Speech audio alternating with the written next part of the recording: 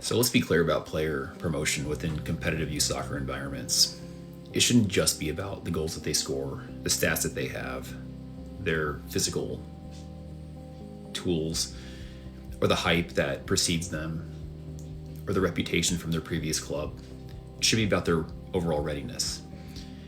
And the reality is, there are so many behaviors that go into assessing player readiness that aren't necessarily clear for the player. Things like, can they think fast under pressure? Can they keep the ball at a higher speed of play? Can they transition from offense to defense? Can they do the work that no one really sees? Can they train at that next level without needing protection? These are all things that need to be factored in. And often we look at decisions, goals scored, ball retention, effort, coachability, and those are all really important. But this needs to be something that's beyond the flashpoint. It should be over a period of time. Several training sessions, different environments, and too often we put players in the pressure cooker or the cauldron of a game and expect them to do all these things.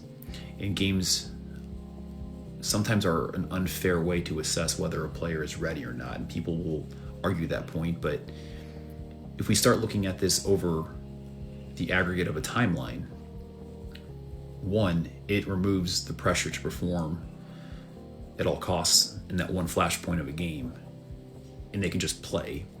Additionally, it allows players to train up before they play up, and I think that's a missing principle.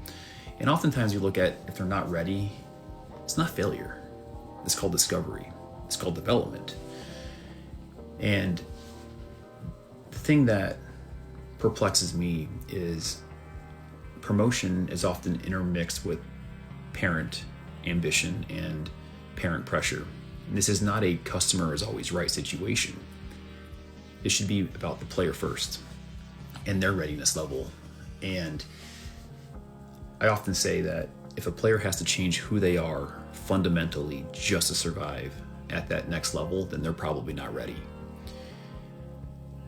And ultimately, what I hope people come away from this message with is there are going to be players who you throw them in a game and they're going to be just fine.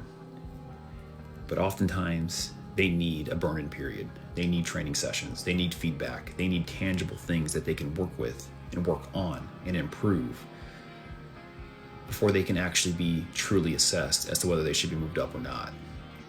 But this is, again, development. This is not transactional. And over time, if we can get into a mindset within the soccer community, especially those of us who are coaches and development-centric people, and we look at this as giving the player parameters in which they can understand, so they know what that next level feels like, what it plays like.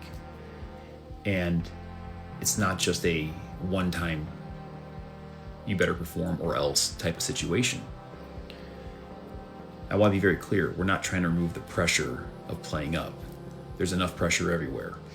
What I am saying is, if you're basing your promotion off of one chance of seeing a player, you're probably doing yourself and that player and your team a disservice.